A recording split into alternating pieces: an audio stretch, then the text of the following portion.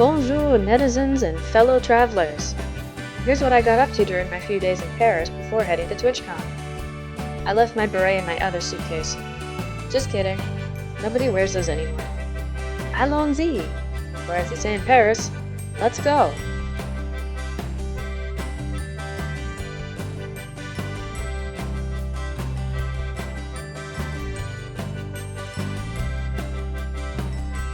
In case you've been living under a rock, that's the Eiffel Tower.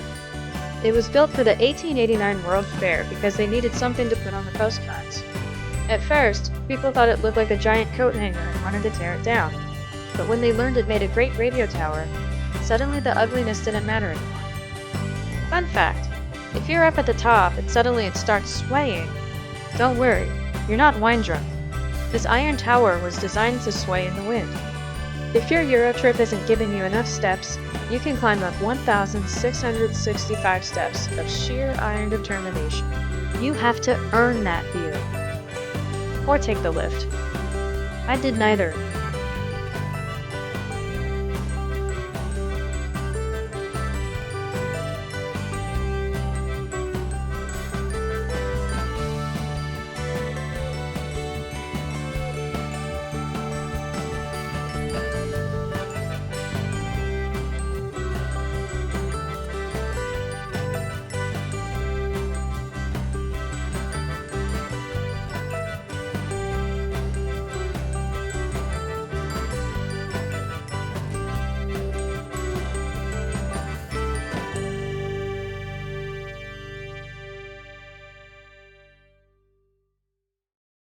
As you're dodging traffic in this final boss level roundabout, try to get a look at the Arc de Triomphe.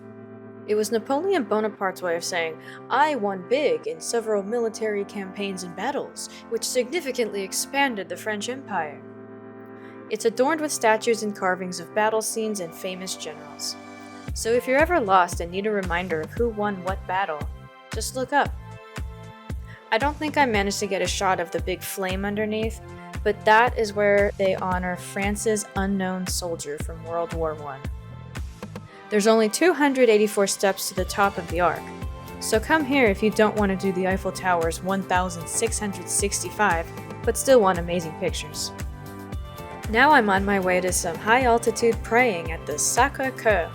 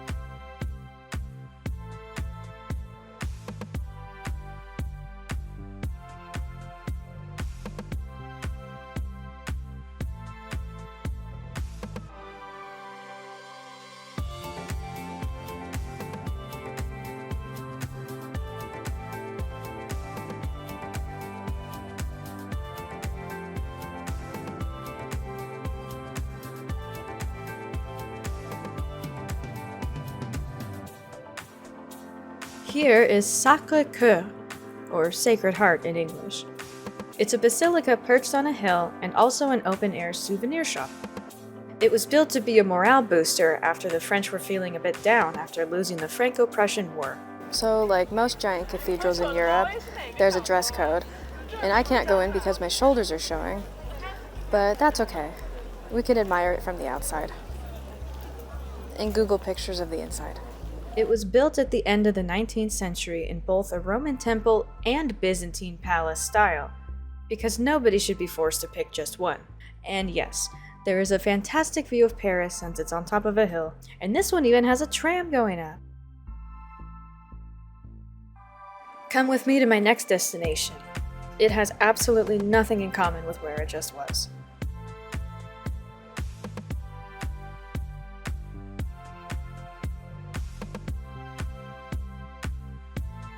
KFC ad, and then an old church.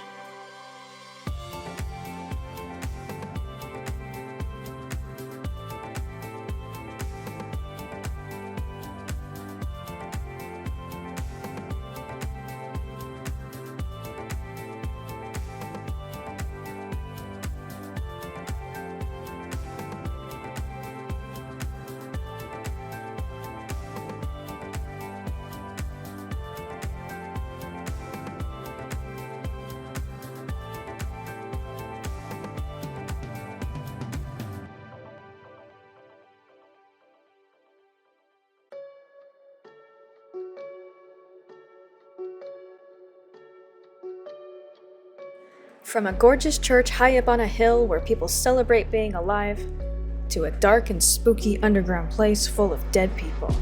This is the Paris Catacombs.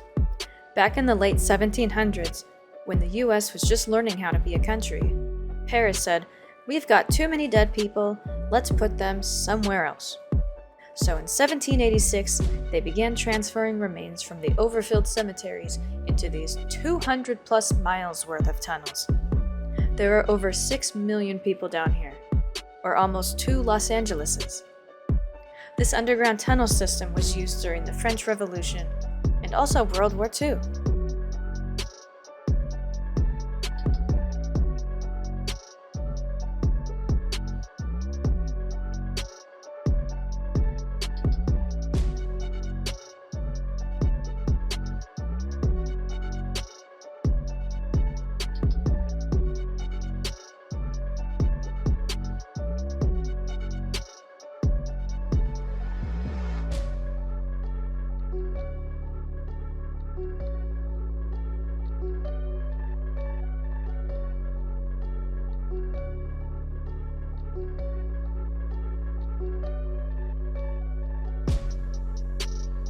The next time you're in Paris and you think to yourself, it's all a bit too sunny and cheerful up here, I'd like a reminder of my inevitable shuffle off this mortal coil. Take a stroll 6 stories deep and marvel at the bones that once resided inside medieval people.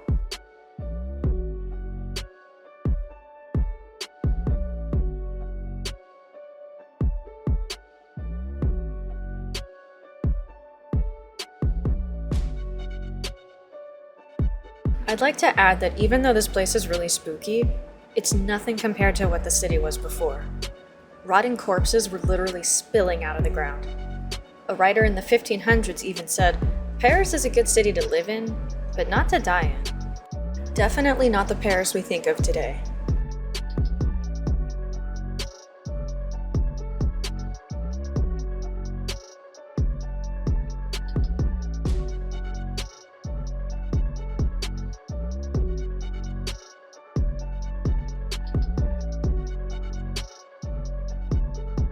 In 2004, a secret cinema was discovered down here.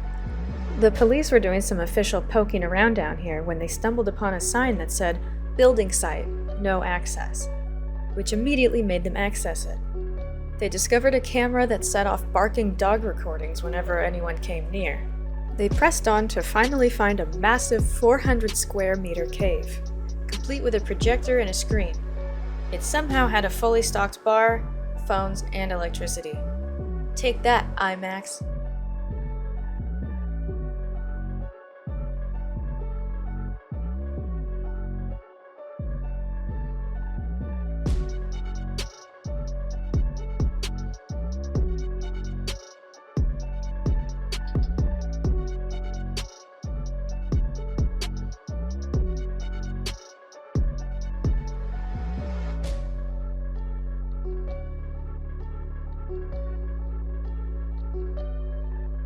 They do check your bags as you leave, so if you want a souvenir, go to the gift shop.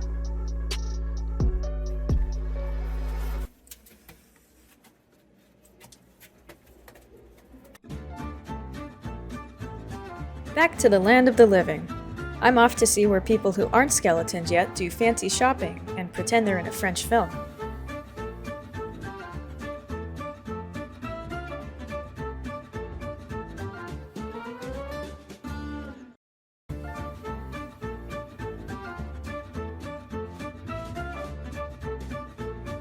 Do you have a lot of money, but were born too late to live in Versailles? Then here is Champs-Elysees, the famous avenue of luxury brands and overpriced coffee. In English, it means Elysian Fields. The Arc de Triomphe is at one end, and the Place de la Concorde is at the other. Oh, Champs-Elysees, au soleil, sous la pluie, à midi ou à minuit, il y a tout ce que vous voulez aux Champs-Elysees. A lot of parades and celebrations happens here, including the opening ceremony of the 2024 Olympics.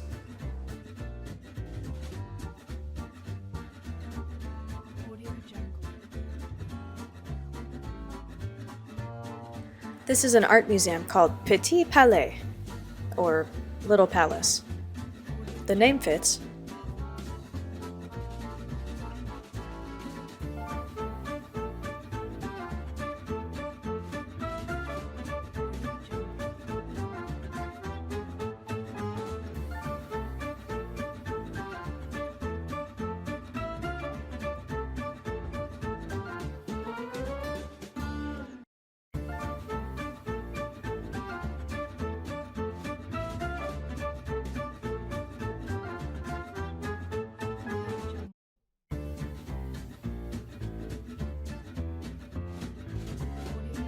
Fun fact, there used to be buildings here.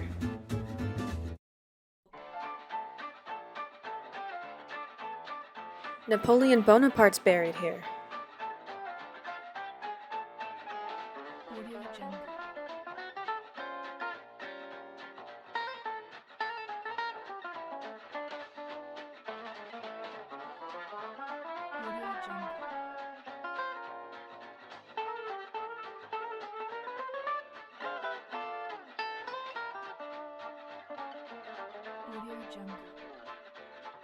Here's that same building again from the other side. It's the Hôtel des Invalides, or Hotel of the Invalids, meaning disabled or retired soldiers. It was originally a military hospital and retirement home for vets, but now it's military museums and Napoleon's tomb.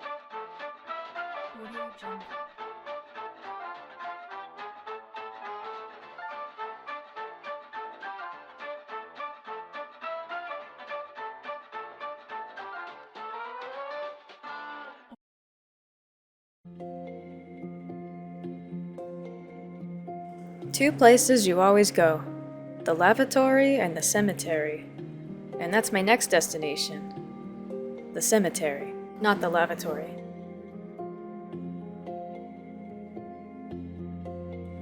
I know what you're thinking. First the catacombs, now a cemetery? I promise I'm not depressed, but I do like strolling through cemeteries, especially this one, because one of my favorite singers is buried here. I know what you're thinking again, and no, Jim Morrison is at the other big cemetery in Paris.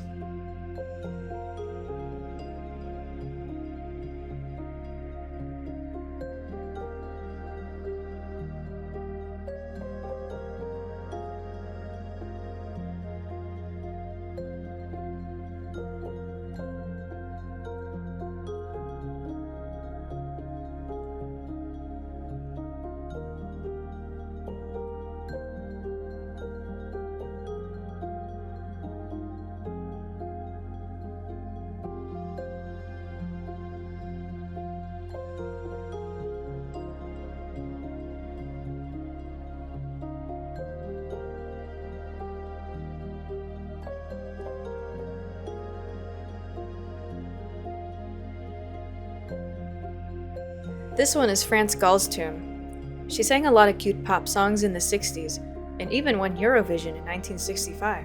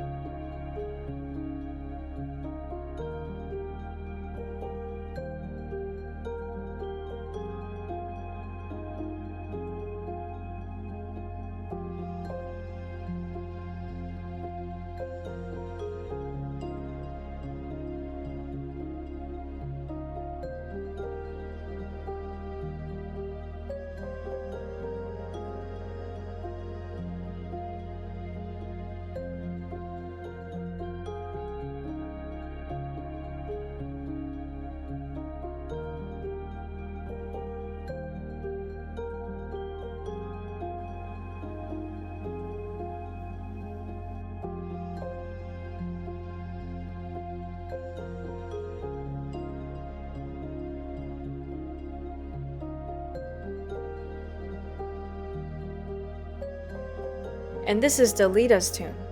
She was a glamorous French-Italian singer who grew up in Egypt, so she sang in quite a few different languages. I really wish I could play copyrighted music right about now.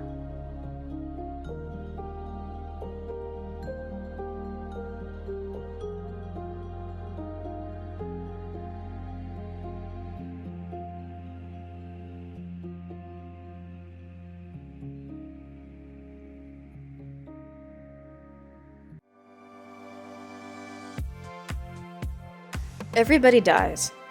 But does everybody live in total opulence and excess? As they say in French, non. So let's take the train to Versailles and feel bad about our own house.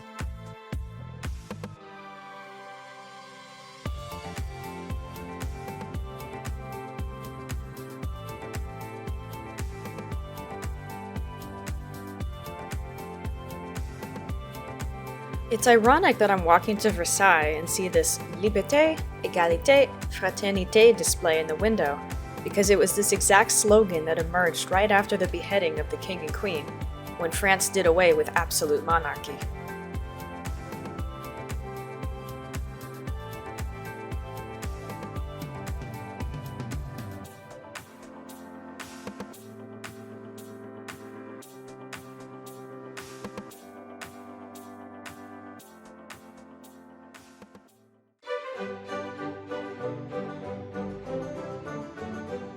And now, for the grand finale of this vlog, and to raise the mood after the cemetery. Versailles! This place is so opulent and over the top, it'll make your average castle look like a garden shed. It began as a humble hunting lodge for King Louis VIII, but his son Louis IX decided it needed more pizzazz, so he turned it into this massive gold-plated extravaganza with rooms so big you'd need a GPS to find the restroom.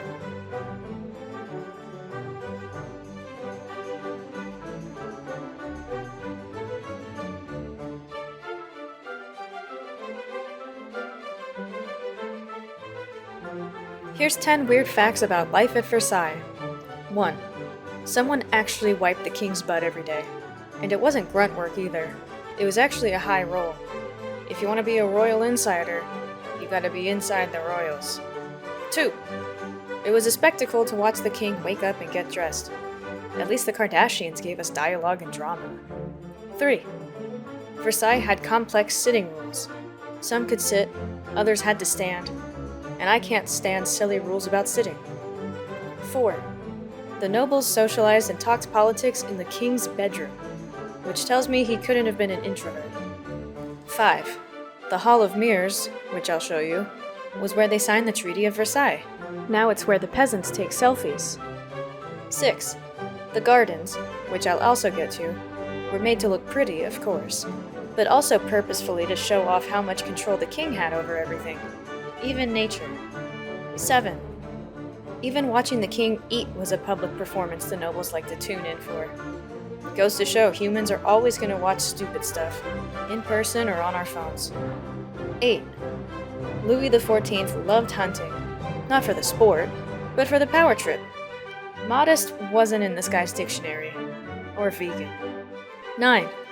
Versailles employed one person whose sole job was to run around managing the many fireplaces and stoves and keep the place warm. 10. Versailles had hidden passages and secret doors for sneaky moves and private meetings. If you needed to avoid an awkward encounter, or make a quick getaway, there was probably a secret tunnel just for that. Except for the king and queen that one day.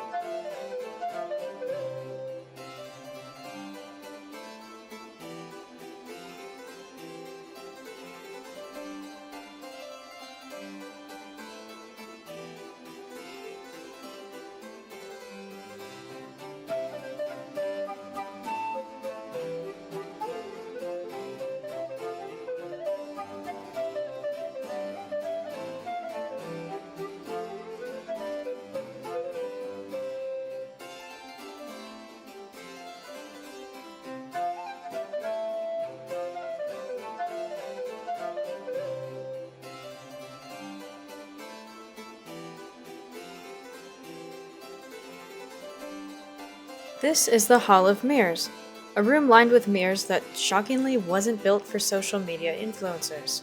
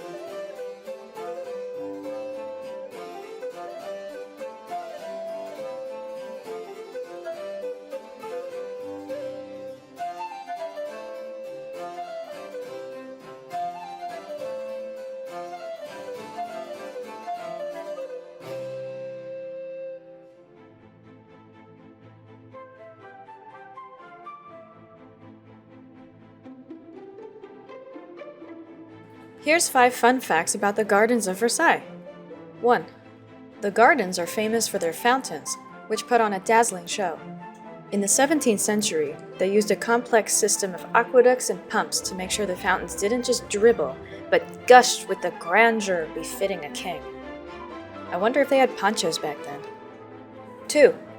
There's a massive greenhouse called the Orangery, not for making orange juice, but for keeping orange trees warm.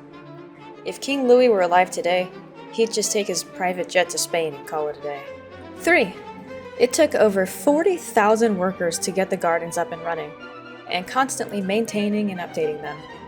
Whatever your garden upkeep is suddenly doesn't matter anymore. 4. The Grand Canal is so big it said you could fit the entire city of Paris inside it. It's not just for show. It was used for water sports and even mock naval battles. This was before they invented the game Battleship, probably. 5. Just the gardens alone have 221 statues, making it the largest open-air sculpture museum in the world. I think they come alive at night and have tea parties. Just these gardens alone could be its own sovereign nation.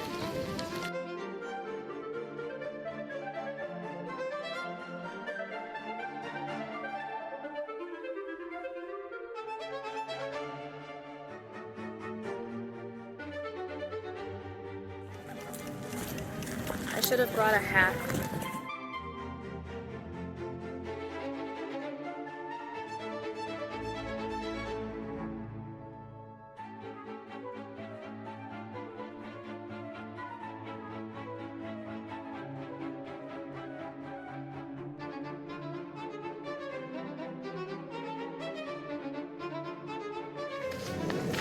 Marie Antoinette must have had the world's highest property taxes. Don't listen to her. Marie Antoinette didn't have to worry about property taxes because, well, she didn't have any. Queens don't pay taxes, they collect them.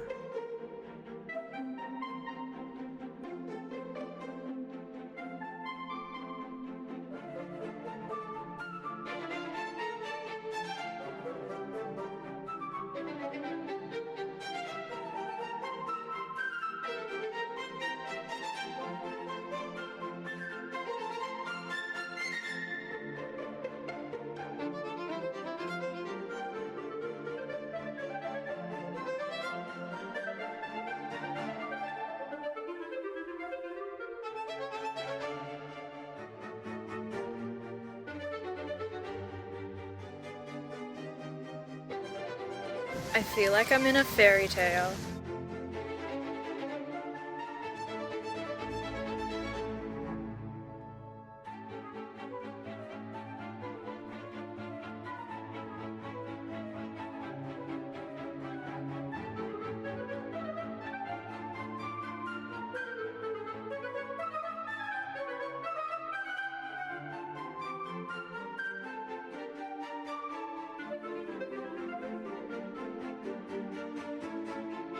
Here is the Petit Trianon, which is like Versailles' little sister who wanted her own space. Louis XV, being the romantic he is, gave it to his mistress. Later, Marie Antoinette took it over as her own private retreat from the palace, because she needed that for some reason.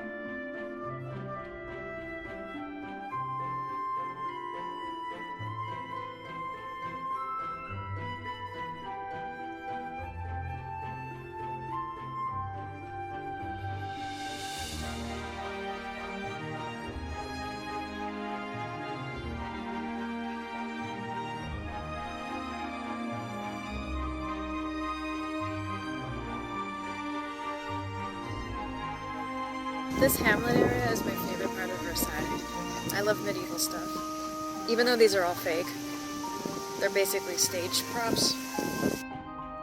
That's right. Marie Antoinette had this little village built with cottages and farm animals so she could pretend she was a simple country girl.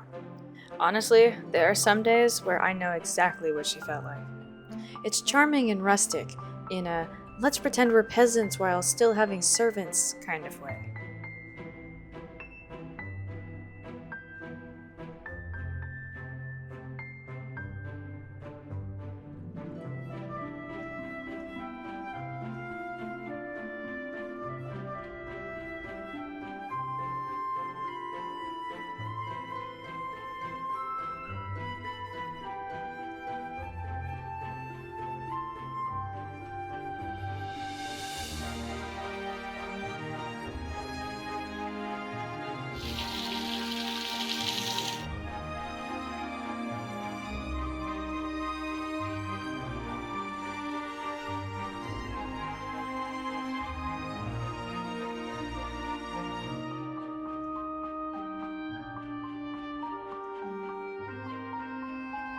It is a lot of walking here. Bring comfortable shoes. And a hat.